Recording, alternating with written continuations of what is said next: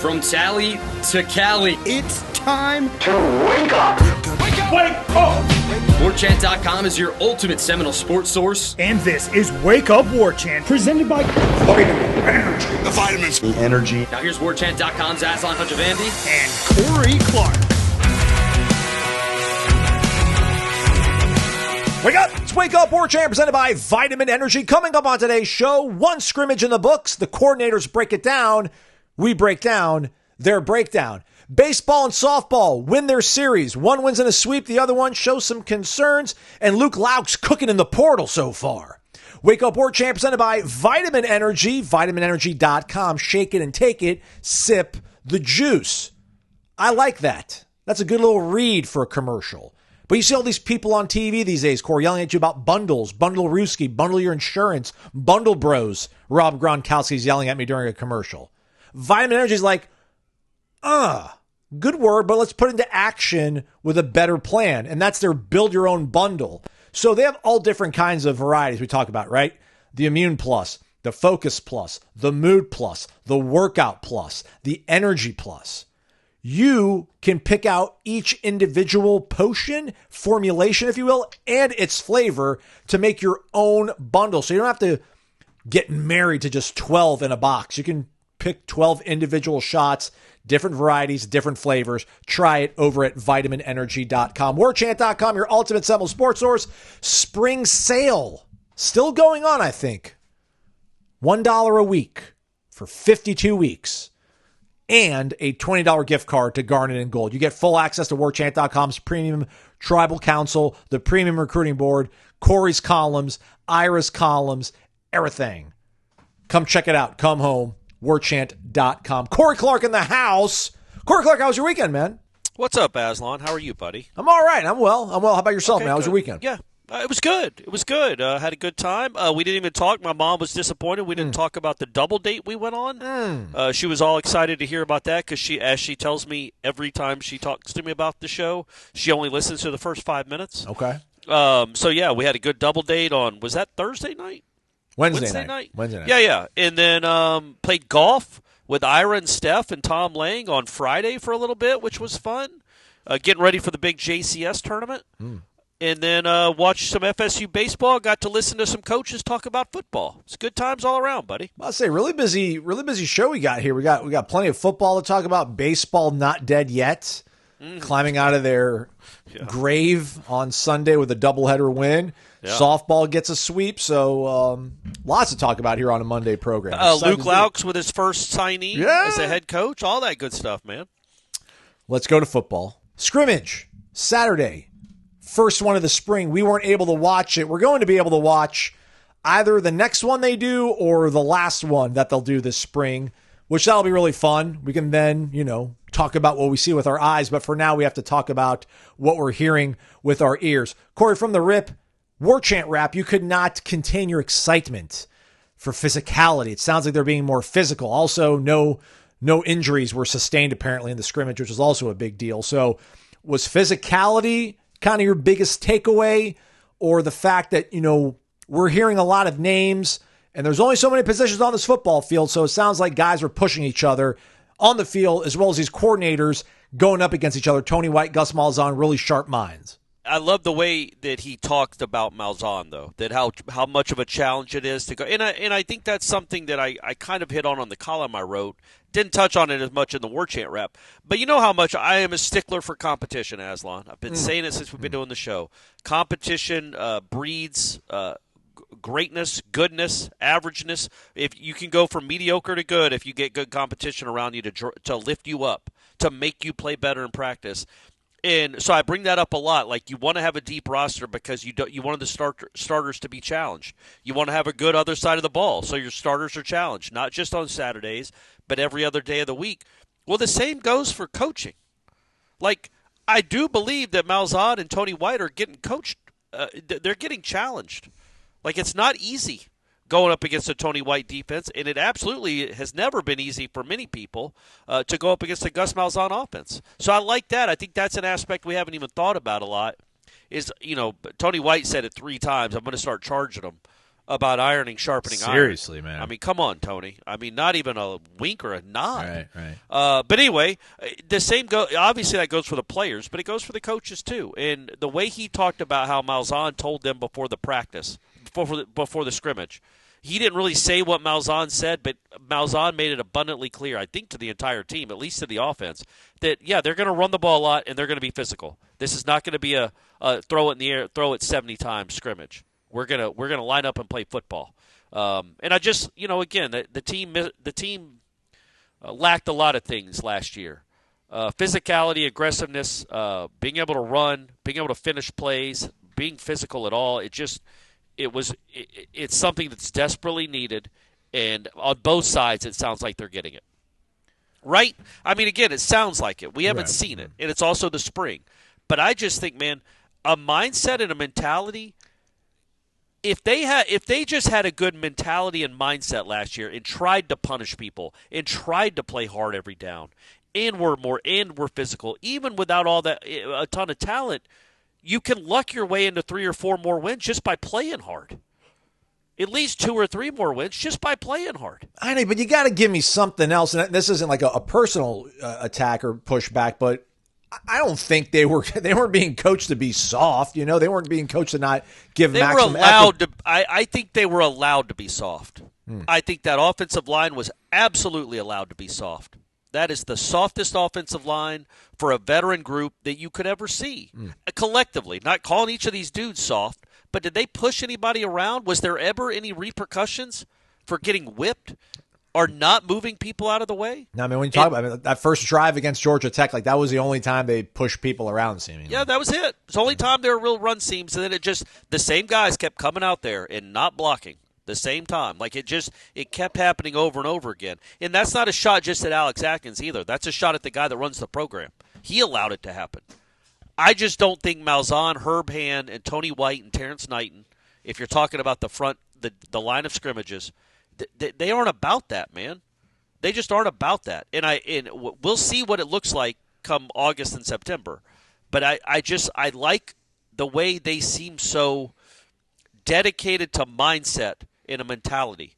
I do think that, especially the way, I say this, I said it about Adam Fuller for different reasons because I did like talking to him, and he really broke down some things pretty well schematically. Go listen to Tony White talk. My goodness, yeah, man. I just, the way he talks about the way he talks to the players, you can understand why me anyway, 6 practices in, why I can envision why those Nebraska and Syracuse teams played so hard for him. I just think he's a coach that elicits, not through fear or screaming, just the way he is. I just feel like he elicits guys. He seems like a guy that can get the best out of his players. Let's continue it with Tony White then. We got a whole bunch of, like last week was the week of praise. I think on Tuesday, Norvell almost singled out like a half dozen guys that were looking really well. Then we got to speak to the coordinators after Saturday's scrimmage. I mean, Tony White, this is the second guy now talking about Darrell Jackson. Yeah. First round pick, best defensive lineman probably in this 26 draft. You got him talking about Jabril Rawls. That would be Tony White, the defensive coordinator again, talking about Jabril Rawls, NFL kind of guy. Mm-hmm. What's going on out here, Corey? I mean, obviously we can't see it, but and we have not been around Tony White to judge his kind of proclamations when it comes to talent, but we know that sometimes Mike's sentiments were not accurate. Are we giving him benefit of the doubt? Are we going to dive headfirst into believing that Darrell Jackson truly is that? Because we've heard it about Terrence Knighton as well. Yeah. But the Jabril Rawls thing is a real revelation to me because I did not think he to me seemed to be kind of a throw-in add into the class when he signed, and now 2 years later he could be one of maybe your best cornerbacks. That's awesome. I'm just I love that he talks like that. I do. We're so in Malzahn, you're not going to hear that much from him. But I mean, Malzahn, basically, his interview was half as long. He doesn't want to be there. It's fine. I'm not complaining about that or judging him for it. He's not going to. It's clear he doesn't want to give you a lot of information. That's fine. Tony White is the exact opposite, and also Malzahn's not going to heap a ton of praise. He's been doing it too long. He's weathered, not in a bad way. He's just seen all this before. Calloused. He's calloused, yeah. But Tony White, the way he talks about these players, I don't think it's a bad thing. I think sometimes you tell somebody they're the best player on the team, they start to act like it, and they become it. As long as it's not just absolute out of nowhere, like you're not telling A.J. Duffy, man, you're the next Dan Marino, dog. I mean, then you lose all credibility. Yeah. Again, A.J., love you, buddy. Not trying to take shots at you, man, but, it is what it is. You just weren't great here. I hope you have a wonderful career. Maybe you are the next Dan Marino. I don't even know where you are anymore. Not at San Diego State, though, right? Did he leave there? Correct. Okay. Do we know where he landed? I know I ask you this every couple weeks. Does not appear to have a landing spot yet. Okay. Maybe he hasn't landed anywhere yet. But so the context with the Jabril Rawls thing, and and I wrote about this. It's on the site right now about the teaching moments that Tony White talked about a lot. It's not just I'm teaching you scheme. It goes back to that mentality. And what his point was, he was talking about Jabril Rawls on a play on Thursday in Thursday's practice. He went up for an interception and missed it, and it turned into a touchdown. I think it might have been to Deuce Robinson, honestly. If I'm judging from the Instagram from Florida State football, it looked like a pass where they could have been intercepted, but Deuce Robinson made a nice catch and went into the end zone. And he said, so Jabril Rawls felt bad, had his head down after that play, went and made the next play, but then missed the play after that and just had his head down or was like kind of just like had it hangdog in it for like 4 or 5 straight plays. And he went over to him and it's like, you're an NFL DB, bro. That's an exact quote. Bro, you're an NFL DB. This is going to happen. Move on. I think something like that coming from him, wouldn't that, maybe I'm just, because I'm not an athlete, I'm not Jabril Rawls. He already thought that anyway. But wouldn't that just instill you with a ton of confidence? Absolutely. Right? Yeah. And I don't take that kind of stuff lightly. I do think that matters. When he tells Darrell Jackson or says that Darrell Jackson could be the number 1 defensive lineman taken or the best defensive line in the country next year, I don't think that's hollow. And I also think sometimes players need to hear that. This program, this fan base needs to hear it. There are players here. You get a real whip dog syndrome when you go 2-10, and all your players that you brought in from the portal end up not being very good at all. I get why people are down on the program and maybe down on the talent evaluation, but you can also understand how the team could be down on itself. Man, we were terrible last year. They need somebody from the outside to come in and build them up, and I don't think it's false building up. I don't know if Jabril Rawls is ever going to play a second in the league. Haven't seen enough from him to know that, but I do know that Tony White thinking that means something. That's all. All right, I like it. Rawls played in 137 snaps last year after he played in 59 as a true freshman in 2023. So climbing that ladder of productivity, one would think, one would hope. Anything to look into with Gus Malzahn talking about the fact that he kept things pretty basic? It was very much a fundamental learning, establishing a foundation, not a lot of scheming kind of going on. Does that at all affect the way you think this offense can blossom in year one with Gus? No, I think a lot of it could be dependent on when the freshman running back gets here and what he looks like. Still not anywhere close. Why would I be? We haven't seen him play. Again, not a complaint, just telling you, reminding you guys, all we're going on is what you've gone on, which is words and what we saw last year. Not convinced this running back room is going to be anything special. I do like the fact that Norvell talked about them hitting some runs. There were some seams, some good seams. It also sounds like we don't know the specifics, but there's some injuries on the offensive line. Guys banged up, so they're having to move people around. So they're probably not having the 5 main guys that they'll probably have for the start of the season. Again, though, I just come back to Malzahn being Malzahn. I'm not worried about the offense. That does not mean I think they're going to be the best offense in the country like they keep talking about. I'm just saying I'm not worried about it. There's not a lot of an unknown there. I don't think it's going to be great because I don't think you have an NFL quarterback, although he could be good, really good in this system. You're not loaded with his established receivers, and I'm not in love with the running back room right now. But overall, it's a Gus Malzahn offense, so it's going to be okay. I'm much more worried about – not worried. I'm much more interested about the defensive side of the ball, just because I think what Tony White brings a lot to the table. We hope. Again, I'm trying to not say the word, but I'm going to say the word mentality. I think that matters a lot. I do think it feels like they like this guy, and he likes them. He likes coaching them, and I can't wait to see what that actually looks like. Just play hard, man. And that's what he kept saying over and over again, right? Like, play hard and play fast. His whole goal, and Malzahn talking about them playing fast, meaning like going up to the line of scrimmage, calling the play quickly, going. That's going to work because it always works. But I really like hearing about Tony White talking about playing fast. And when he said the thing about, I wrote about this too, when he's like, I don't care if you have a 40-inch vertical jump if you lose every jump ball. Put it on the as grass. A DB he's talking about. Yeah, I want to see what it looks like on the grass. I don't care that you run a 4.4. What does it matter if you always get beat because you're in pursuit? You're always in pursuit and you're never as fast on the field. He wanted to see that all on the grass, and I think so far it sounds like he's been impressed with more than a few dudes with what he's seen. So Earl Little especially, it seems like.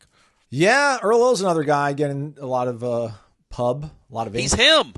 He said he's him. Right? I mean, and I gave you some guff after the press conference on Saturday for bringing up Earl again. But, yeah, when Tony White's going to use that kind of terminology to describe a guy, then I need to probably tamp down the brakes. Yeah, I'm like, I don't know. I don't think it's me being a whip dog, but I really – there's some pieces of this puzzle that I'm going to go ahead and be like, okay, I think that's going to work. Deuce Robinson, for example. Earl Little, Jabril Rawls, like that to me, I'm cautiously optimistic. Because they were on this team last year. How could anybody believe in anyone that was on this team, right? That's what I'm talking about. The guys that are here, that were here last year, it's hard to believe in any of them, right? Yeah. But, again, it comes back to Rawls being on one of the worst teams in the United States. Same with Earl Little. Earl Little couldn't even get on the field. And now his new defensive coordinator, who, by the way, was really good where he came from at a Big Ten school and had a really good defense, is saying he's him. Like Earl Little last October probably wondered if he should be playing college football. He couldn't even get on the field for that defense. Then he makes the switch, has a couple of flash plays, and now 5 months later, the new DC is saying, he's him and praising him, as was Norvell. Like, I think when it comes to the whip dog, I'm saying there's no way anybody listening to this can believe those guys are going to be anything good because there's no proof other than words. But it does happen. It is Florida State. They do get good players. And occasionally they get developed. And guys take leaps. It happens all over this great land of ours. So I would like to see that that maybe it happens with a Jabril Rawls. Maybe it does happen with an Earl Little. And I think Edwin Joseph's good. And Quindarius Jones is good. We don't even talk about Lester and Kai Bates. They might be pretty good too. Ricky Knight. Oh, my man Ricky Knight.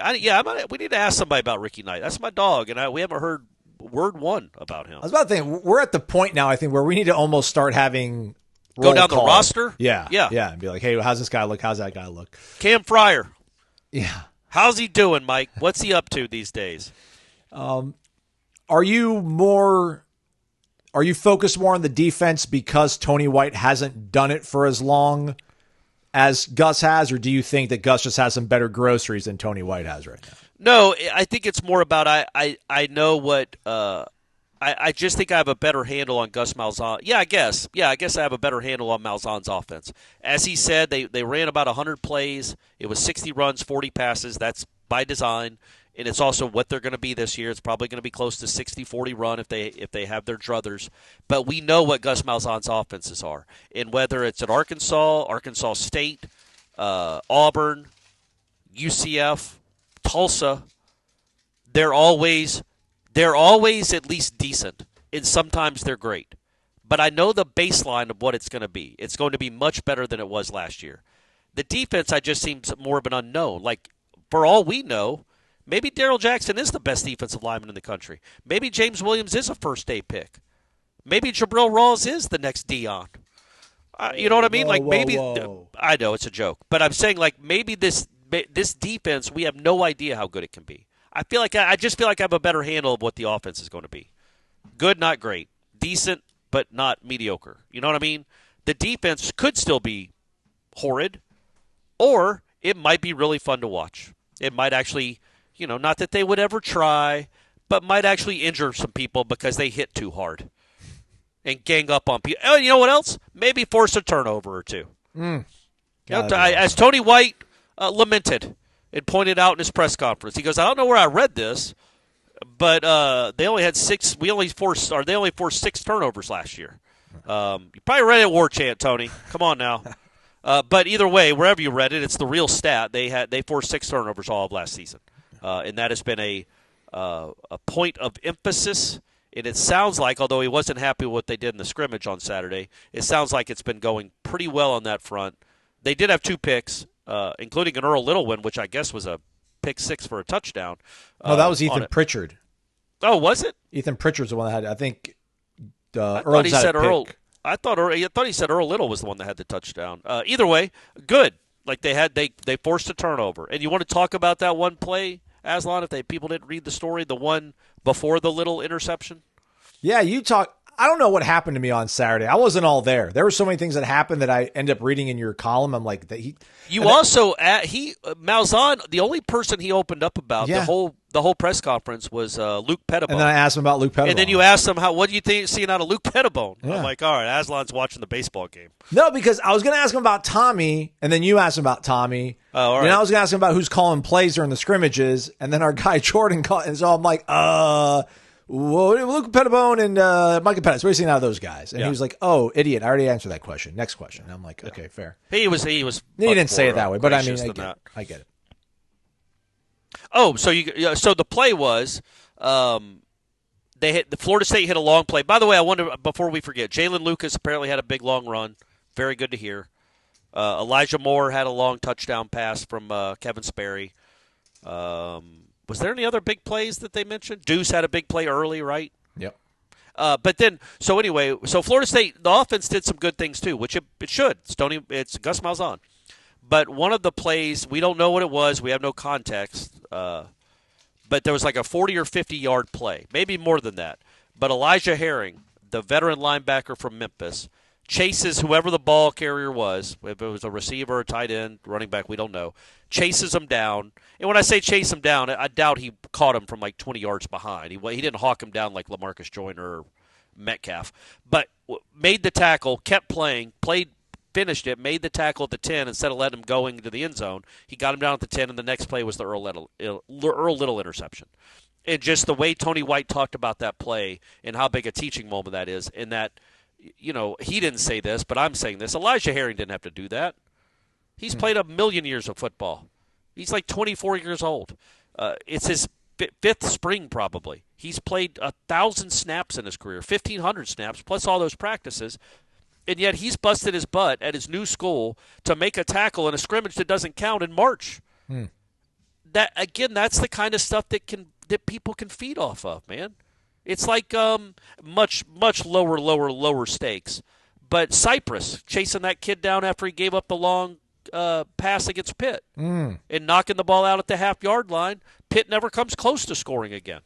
And Florida State was in real danger there if Cypress doesn't make that play. Yeah. But he does make that play. And then they go and kind of control the rest of the game, even without Keon and Johnny, and win comfortably.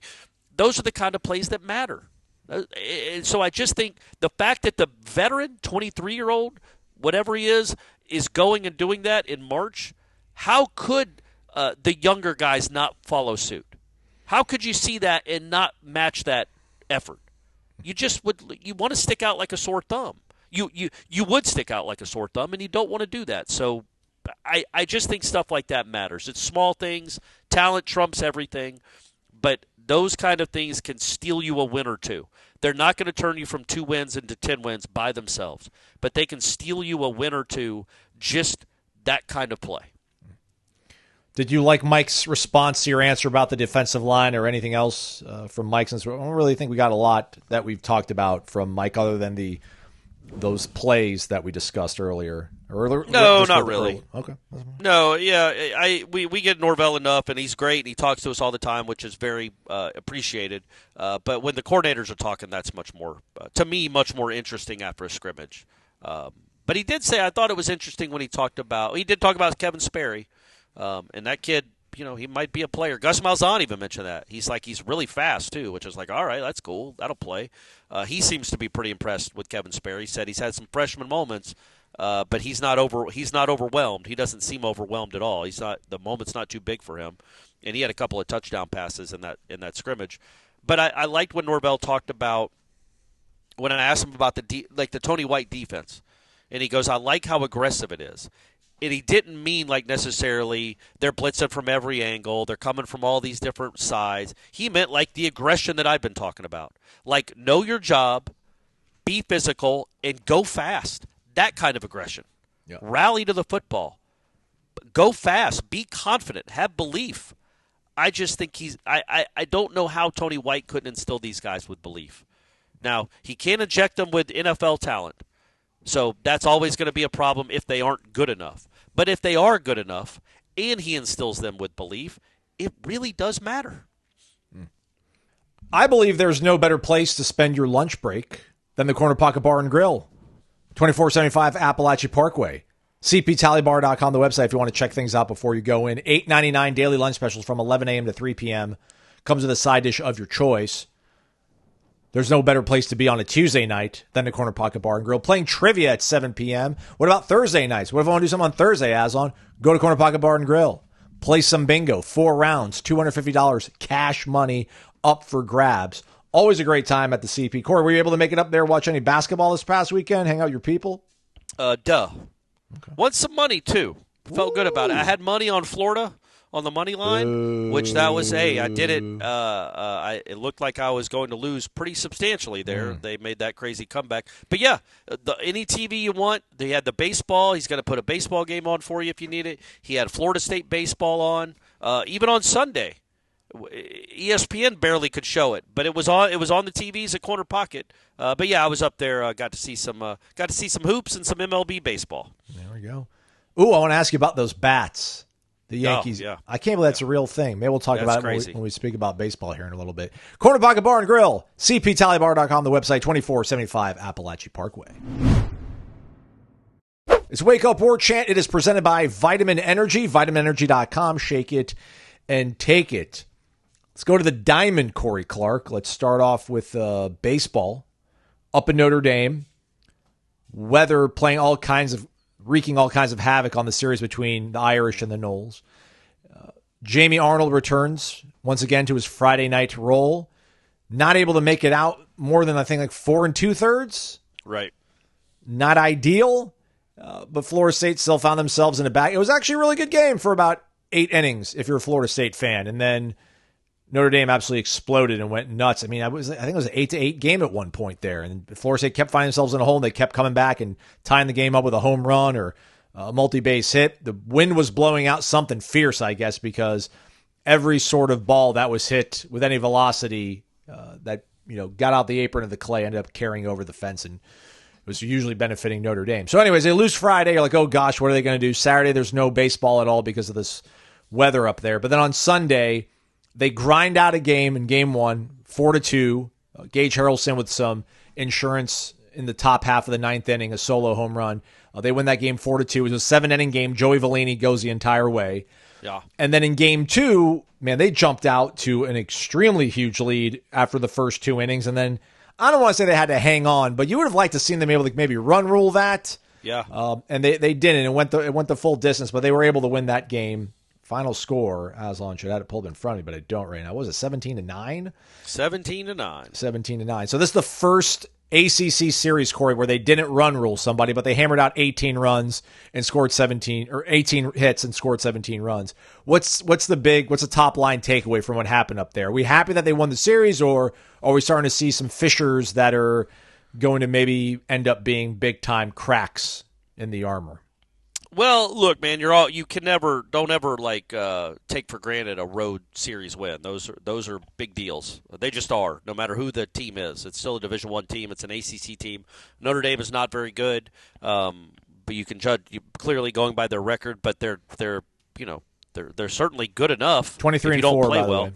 Florida State is, Yes. not Notre Dame. Yeah, Oh, Florida State's up to 23 and 4, 7 and 2 in the ACC. But yeah, man, I think that's the overall. Sunday was a really good day. I am concerned about Arnold. That's 3 straight starts where he hasn't even made it out of the 5th. And all, 2 of them were away from home where he did not look like himself. He did not look dominant at all in either one of these games. He walked 3 guys on Friday after walking, I think, 3 guys in his last start against Miami.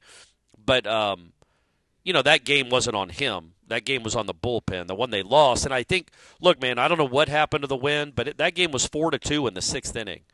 And then the wind just went insane. Like any time, Florida State hit home runs too. Like that was just there were 6 runs scored in like the first 6 innings, and then there were 19 runs scored in the last 3. I do think the wind had something to do with that, a good portion of it. And I think the humidity, whatever it was, the ball was flying out. So I don't want to judge the bullpen just by that awful showing. But they weren't missing many bats. It doesn't matter what the wind is doing if you miss bats, but they weren't. And they really didn't a lot on Sunday either. But, Vellini doing what he did, you feel really good about him now. Now you're worried a little bit about your ace, I'll be honest with you. Again, I don't – a guy that's rumored to go 1-1 in the draft, 3 straight starts where he's not out of the 5th. Now, it's also coming on the heels of him missing a start, which we have no idea what he missed it for against – who was that? It was the last pre-ACC. Lipscomb, I think. Yeah, he missed a start. And then he did start, but he missed it. He started it the day late. So I don't know if he's physically 100%. That would be my only reason. That'd be my only calm is that, okay, he's not quite 100%. He's still working himself back into it because you need more out of him than this. You just do. Like they've lost 2 ACC games this year. Both were his starts. That's not how it's supposed to work. And then Mendez was it was a tight zone. I get it. That umpire was a tight zone, but walking 6 guys and you're staked to a 14-0 lead in that game 3, the second game of the doubleheader on Saturday or Sunday, and you can't get out of the 4th inning. That's not great either. So I don't like as good as they looked early. Now there's some question marks about those. I still think you're in a really good spot. I think Mendez has proven he can be a guy. We all know Arnold is a guy. But now Vellini is proving he's a guy. So if you can find Mendez back, I think you still feel good about the starting staff, but it's not – you certainly don't feel like it's as elite as you did 2 weeks ago. There have been some cracks, and you hope that they can find a way to get back to looking like themselves when they get back and start pitching at home, which is after a 7-game road trip. But going 5-2 on a 7-game road trip, one of them being neutral site against Florida – 2 of them being a ACC series. That's you feel good about that, and you definitely feel good about Lodis. That guy just keeps on keeping on. Yeah, man. So he missed his start against Lipscomb. I think he only missed 1 start. Yeah, I know. But then he came back and pitched against BC, and I think only pitched 4 innings. And then the last 2 games, he hasn't made it out of the 4th, or made it out of the 5th, I guess, in either one of those starts. Like that's, come on, man. Like you.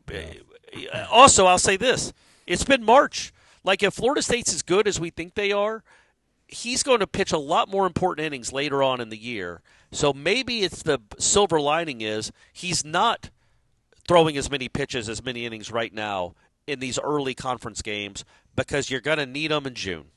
And maybe he'll be a little fresher in June, perhaps. Yeah, we'll see. I mean, he threw 94 pitches in 4 2/3, so that was not great. But yeah, and then Mendez threw 95 pitches in like 3 2/3.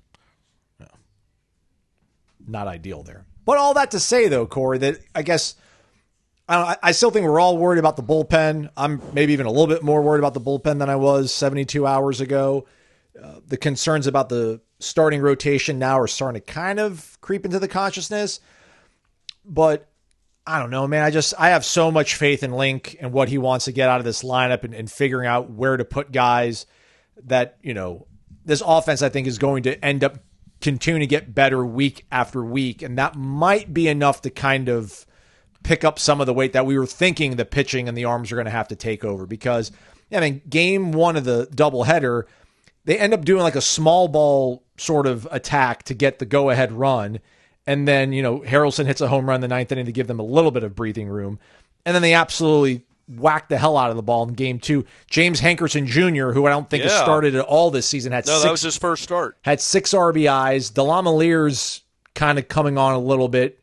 McCulley had a home run in that second game in the doubleheader too. So, Cal Fisher needs to kind of maybe figure things out, but McCulley's obviously pushing him. I think this offense is going to end up being a little bit better than we anticipated.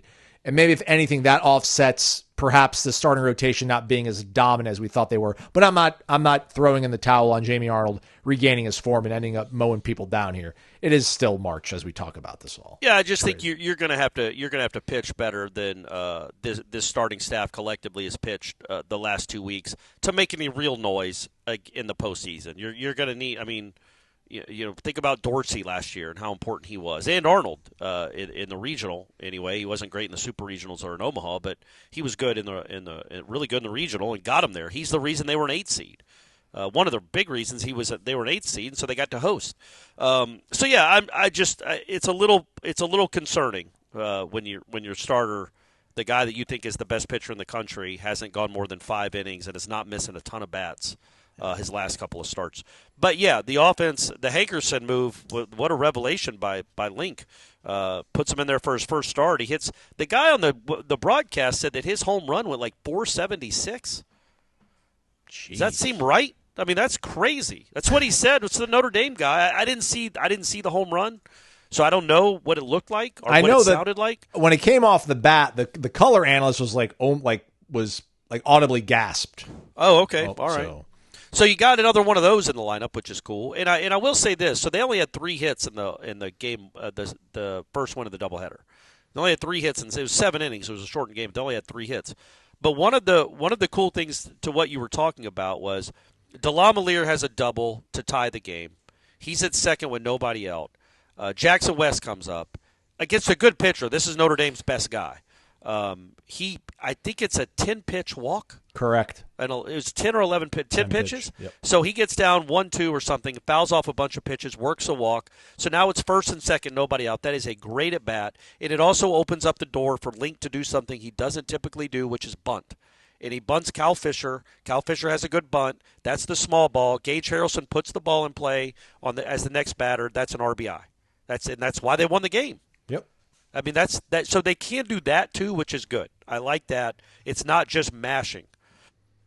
Yeah, it's with them. They did it 2 different ways on the same day, which again, not trying to say this team is going to win it all or anything like that, but again, just they're 23-4, and it felt gross the way they lost on Friday, and there was a lot of people were upset on the internet, and I was like, no duh. I'm like, guys, let's all just take a step back real quick, and it just seemed fluky, a game with 13 home runs. That's fluky. That's not real baseball. It was clearly the wind was blowing out. The ball was flying. Any fly ball was a home run. It's weird to say that, Dick Hauser, which is considered a small field and is, especially to right, if they played that game at Dick Hauser on a normal day, it's probably half as many home runs. And Florida State wouldn't have had all those either. So, but it's like you could look at that box score and look at the way that game went and be like, okay, that's not real baseball. It became like a home run derby there at the end. That just became a joke of a game. It's just Notre Dame, they hit 7 home runs and 2 were 3-run homers, 2 were 2-run homers. Florida State had 6 home runs and 5 of them were solo shots. They just didn't get it. Well, you know what? Because Florida State's bullpen kept walking people. Yeah. You walk people, then somebody can hurt you with a wind-aided home run. But, yeah, I wasn't that worried about the bullpen in that game. Prescott in the second game, his second appearance, which came on Sunday in Game 2 when they took Mendez out, not great. He's a guy that essentially won you the Miami series. And then he comes and did not look good at all, obviously, against Notre Dame, but you got a win out of him. He won you the Miami series. He won you that game with the way he came in the Game 3. And they've all taken turns. Kinnear looked pretty decent, I thought, for all relative on Sunday. So, they're taking turns. There's not one or two dominant guys, it appears. It seems obvious now. But there are some guys that if you get them on the right day can get you 8 or 9 outs, big outs against good teams and good hitters. So that's good to know that it's in there somewhere, but it's not really coming together as a pitching staff yet. But as you just said, it's not been the hardest schedule in the world. It's not like Miami, Notre Dame, and Boston College are the 3 best teams in the ACC. But you're 23-4 and 7, or Florida's that good for that matter. But you're 23-4 and you're 7-2 in the ACC. And yes, you have Carnes, Bailey, DeLamielleure. You got some young guys that maybe you weren't counting on to be really good that are really starting to help you a lot. And then Max Williams is crushing the ball when he hits it. And Alex Lodis might legitimately have had the best half of he might be the player of the year for the first half of the college baseball season. He's been incredible. Real quick, would it be accurate or inaccurate to say that Max Williams so far has been up and down? Yeah, sure. I mean, he's got, it's crazy. Yes, that's absolutely true. He's had some tough games. He's hit into a lot of bad luck, which is kind of what he does. I think when you hit the ball as hard as he does, you do hit into bad luck sometimes. Like some guys that only hit it, 99 off the bat, that line drive to center drops in front. He hits a ball 111 to center, and the center fielder doesn't have to move, and he catches it chest high. It doesn't ever get 8 feet off the ground. So he's hitting some bad luck. But, I mean, at the end of the day, if let's say we're halfway through the season, right? Well, he's got 12 home runs halfway through the season, so he's on pace for 24, 25 home runs. That'll play. He's one of the leaders in the conference in home runs, even though, as I think it's accurate to say he's had an up and down year. I think I heard Lulu say, though, that he's got an 11-game hitting streak, and he's hit 8 home runs during that 11-game hitting streak. Jeez. Something like that. So he's caught fire to go along with the guy in the 2-hole who's been just tremendous all year. Yeah, no, a big Max Williams guy. I pointed out after the Friday loss, there's a couple people that were throwing in the towel on the season, and I was just and I was going through the lineup, and I'm like, Max has been up and down, but there's every reason to think that he's going to eventually elevate his game and then kind of level off from there. And then somebody really politely disagreed with me. They're like, love you, man. But they're like, how can you say Max has had an up and down start? Like he's batting 300 and he's hitting the tar out of it. I'm like, there's some games where you need some more out of him. But yeah, no, I'm not down on all at Max. It's just, again, I feel good about the fact that they are able to produce this way without him maybe being completely as effective as I thought he was going to be. No need to talk about the bullpen any further, although that is a little bit of a concern. But they've got JU this week, midweek, and then they're going to be hosting Wake Forest. I think Wake Forest, one of the top half teams in this conference. So yeah. I don't know if they won their series with Virginia Tech. I know they lost a high-scoring affair on Saturday. I didn't check to see if they won on Sunday. But yeah, Wake Forest is a good team. If you don't play well, you're going to lose. If you do play well, you're probably better than them. So go play well. Go play well, guys. Oh wow, yeah, they got run ruled by Virginia Tech in the first game, and then lost 11-8 on Saturday. And as we sit here and talk, they're still playing on Sunday. Softball, meanwhile, they hosted NC State, swept them. Mm-hmm. Probably highlighted, I would say, by the series clinching win on Saturday. Issa Torres of the walk-off winner. Florida State and Lonnie cruising right now. They are 33-5. They will be hosting Florida on Wednesday. Oh, that's fun. Plex, so come on out, everybody. That's exciting. All right. Were you able to check out any softball, look at any box scores, see if this team is building in the right direction, and what you've been seeing so far, Corey? Yeah, it's just funny with the softball team. The offense is going to be there. The offense didn't even have a very good weekend for it. They struggled at times with runners on base.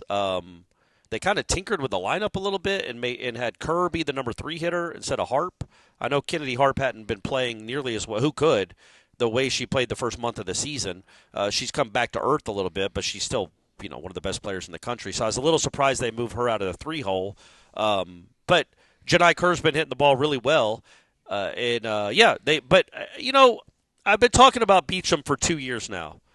And I'll be honest with you, I just don't give Torres enough love. I think Say it. I think watching her play softball and how much joy she gets from everybody else on her team doing well. Like they were down 3-0. She's at second base. Annie Potter, the number 9 hitter, hits a double off the wall. as Torres is Torres is in the on-deck circle. As the second run is scoring, Torres has her arms in the air screaming at the top of her lungs to Annie Potter. And she does that stuff all the time. She always cheers for her teammates in a way that is so it's got to be infectious, and it's so I don't know, man. It's so admirable. She's one of my favorite Florida State athletes ever. I've come to that conclusion. She's also incredible. She's an incredible fielding shortstop. She's got one of the highest batting average in the country. I think Gasla, I know I'm about to jinx her, I think she struck out once this season. Oh, no. In like 120 at-bats. I think she has one strikeout. So she always puts the ball in play. She always plays. She's a great teammate. She's a really good fielder. She's an incredible offensive player. She's only a sophomore. She gets so much joy out of all her other teammates doing well that I think it's almost like karma, man. I tell Brady that all the time. Like, when you cheer for your teammates or for your friends to have success, it comes back on you. It just does. It's just the universe has a way of rewarding you for being a good person and a good teammate. And I just think Issa Torres is the anchor of this entire team. Beecham obviously has more power because Beecham she has more power than anyone, her and Michaela. But Issa Torres is the engine, and I just really like her. So when she came up with the bases loaded and 1 out, game over, man. I'm like Bill Paxton, game over. Like, of course she's going to put the ball in play, and she's going to hit it hard. And she hit it off the wall to win the game. And, you could just tell teammates' reactions to her, the way she is on the field. There's so much joy in what she does and so much joy in winning games. Like, I really feel like this. Like, she's one of those players. She could go 0 for 3 and make an error. If they win 4-2, she's jumping up and hugging the pitcher.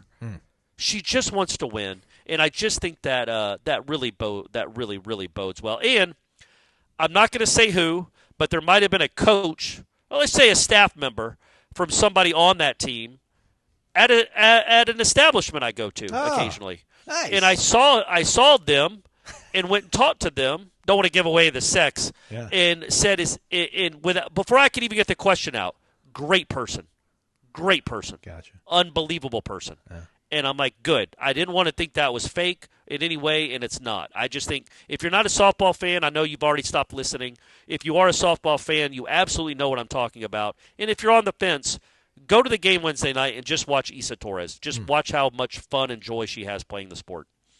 134 at-bats. 1 strikeout.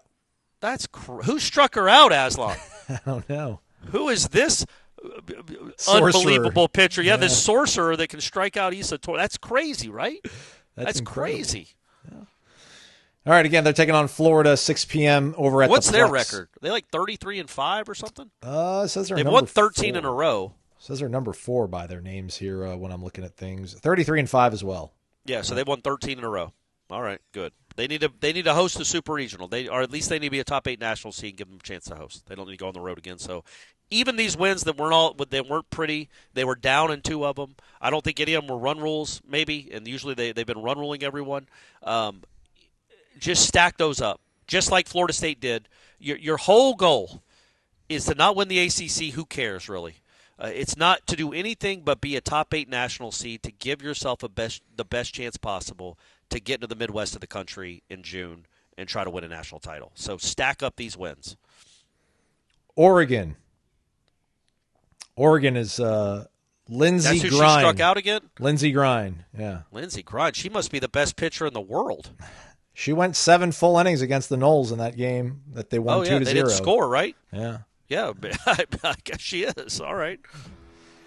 Some might say that Brunt work boots are the Lindsey Grine of work boots, or the Issa Torres, rather, There you go. That's of work boots. I actually busted them out during the Doak Campbell Stadium tour the other day, Corey. It's a construction site, so the guys are kind of looking at me like, oh, this guy's legit.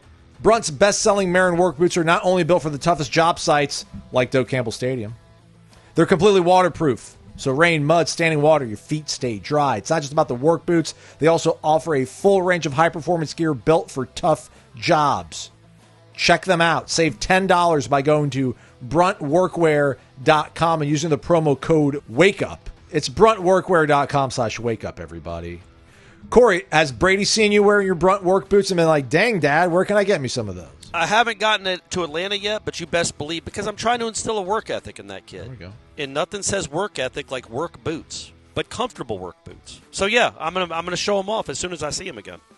Bruntworkwear.com. Again, that promo code is WakeUp. Save $10, everybody. Last segment of the day. Hope your Monday's going great, everybody. If you're starting off at midnight listening to this, hope your Monday does go great from here on out. He's Corey Clark. I'm Aslan Hudjavandy. It's Wake Up Warchant presented by Vitamin Energy, vitaminenergy.com. Final four is set. Oregon is really good, by the way, in softball. And Lindsey Grine is 18-1 with an 0.98 ERA. And she struck out 125 in 93 innings and has a 135 batting average against. So she's given up, what has she given up? 43 hits in 93 innings. So, yeah, she might be the best pitcher in the country, and they're 31-3. Wow. So they're probably ranked pretty high. Nice. That'd be great if Florida State was like 33-1 at some point in the hoop season. Hey, but yeah, it could happen. We'll start with a little bit of a lower floor, whatnot. So Luke Loucks has clearly let us know what his sales pitch is going to be, Corey, and it was going to be, like, listen, I am going to get you NBA ready. You come to Florida State. I've got the contacts. I know what it takes. I know people in Europe. I know people in the NBA. I've been around the greatest, so I know what it takes to get there. I am going to develop you. There might be better opportunities out there for you right now in terms of financially lucrative deals. Come to Tallahassee. I'm going to get you right, and then we'll see what happens. And he went ahead and got one of the more highly sought-after recruits in the portal, Kobe McGee. Yeah. I think he shot over 40% from three. Like that a lot, Corey. We want shooters around here, right? Mm-hmm. Amen, brother. Got one down. So is this the linchpin, we think, of the team moving forward? Is he the new Jameer? Is he the face, or is it too soon to tell what Luke has up his sleeve for this team coming next season? Absolutely too early to tell, but the fact that he averaged like 14.3 or something per game, he shot 43% from three, which is very, very good. And what I like about it, he's 6'6", but, you know, I think he had 21 games in double figures. He had 6 games over 20. I don't know that he's a Jameer Watkins type that you can count on to, like, score 18 a game, but there will be nights where he gives you 25 because he can't miss from three. He just looking at the stats, man. He's a knockdown shooter. I think I added it up. There were 15 games last year where he made at least 3 threes, which I don't know. Was there anybody on Florida State's team that made 3 threes in a game? Maybe Watkins early on, like that. Just Jerry Dang, baby. Jerry Dang, yeah, dang. He made a few. Yeah, he made some, but it's like this is what they're missing. This is what they're missing. And he's not an automatic. He's not going to be. I don't know if he's an NBA player. I certainly don't know if he's going to be like one of the best players in the conference. But he will immediately be the best shooter on the team and one of the best shooters in the conference. I just think I'm really excited because when you look at his points, if you're like an NBA first round pick, I don't know that at Drexel you have a game where you score 4 points against Hampton. Yeah. And you have another game where you scored 6. Man, Hampton shut him down. He scored 6 against Hampton and 4 against Hampton. Yeah. But then he also scored 22 against Delaware. He scored 24 against Elon. So he had big games too. But, there were games where he made 2 shots from the floor, 1 shot from the floor. There was one game where he made 0 threes. So he's not an automatic 20-point-a-game scorer, but he is a dude that will be on a scouting report where you have to know where he is or he will light you up. Good. Yeah. It's just good. He's 6'6", which is great. Hopefully he can rebound. I think he was their second on their team in rebounding too, which is nice. He had a game of 12 rebounds, another game of 10. So he can rebound, which is good. You need that when you're from a 6'6" guy. It's going to be harder in the ACC. But overall, yes, shooting and scoring. He's not an elite scorer. He by all the looks of it, by his numbers, he is an elite shooter. Sounds like J.J. White, 6'2" guard transfer, was at Nebraska Omaha. Another guy that he actually shot over 44% from behind three. Averaged 13.7 points, 4 assists. Think he's believed to be on campus later today, as well as Isaac Garrett, who's a 6'9" forward from Snow College. Snow College? Where is that? JUCO in Utah. All right. Well, that's a good name for it. Yeah. Averaged 14 and 7 Also averaged 3 assists per game and blocked 40 shots. All right, well, 40 blocks isn't great, but JUCO. But, yeah, big guy. If he's big, did he shoot at all? Do you got any shot? Can he shoot the three at all? I don't know. They weren't cranking out the stats on the JUCO. But and he's not here yet, so we don't have to speculate what he could be at Florida State until he signs. But yeah, that's a good start with Kobe McGee. And then you look at, you just look at the tournament, man. Like it's been all chalk, right? As we're recording this, Auburn has a 9-point lead on Michigan State, so that'd be all 4 number ones. Correct. Which doesn't happen a lot. And Florida got really lucky. I say lucky. Again. You make your own luck too, but that kid missing the 1-and-1, it was such a dumb foul. They fouled a guy 50 feet from the basket that shoots 85%, and he bricked the 1-and-1. But Florida Did made you their like own them luck. shooting the 3 down by 3 with like 15 seconds or however long it was? He got to the rim. So it's a great play, though. Like if that's the play, like the guy was wide open at the top of the key. He was wide open. They got and the other way they got really unlucky is after he missed that 3, the Florida kid got the rebound. The Florida kid that got the rebound that I thought was getting fouled was a 58% free throw shooter. But they called a jump ball, and it happened to be Florida's possession. Yeah. So then instead of having their worst free throw shooter having to go to the line for a 1-and-1, they got to inbound the ball to Walter Clayton, who could have underhanded it in at that point. He wasn't missing. That kid, good grief. Yeah. So, but Texas Tech choked that away too. That was it was a choke job, but also credit to Florida. They're a very good team, and they went and won it too, but they had some help from Texas Tech for sure. Lastly, Chauncey Wiggins also expected to visit campus at some point this coming week. He was at Clemson most recently here. Okay. 6'9" forward. He played at Clemson? Yeah, averaged 8 and 3. Well, 2.9 rebounds. All right. And Ira says he's a decent 3-point shooter for his size. Okay, well, all right. Well, hey. He's 6'10". He's from Grayson, buddy. He's from Grayson, man. Stand up. Okay, and it sounds like Luke wants everybody on the floor to be able to shoot. Now, yeah, I don't know if we should make any judgments, and I'm speaking completely out of school. I have no idea what's going on, no insight, and if I did, I probably wouldn't say it anyway. Malik Ewan's not in the portal yet, right? No, I haven't seen him. All right, just I don't know what that. I would think if this is just me. Maybe it'll by the time you're listening to this, he's in. But you would think somebody of that caliber with those stats, you'd get your name out as soon as possible if you weren't planning on trying to stay or staying. The fact that he's not in the portal yet, like he wasn't told to leave, like go ahead, because if Luke was like, look, man, you're a really big talented kid, but I don't know that if you fit our system. Those conversations were like 12 days ago. So wouldn't you think if that was the case that he would have already put his name in the portal and let the bidding begin? So I don't know, and I don't know what to draw. I don't know what to, I'm probably looking too much into it. I just think it's a little bit surprising to me that he's not in the portal, because if you're surrounding that kid,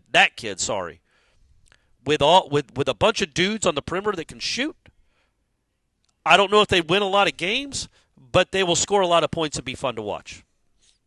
I'm cool with that. Yeah. Hey, yeah, first year, be fun to watch, Luke.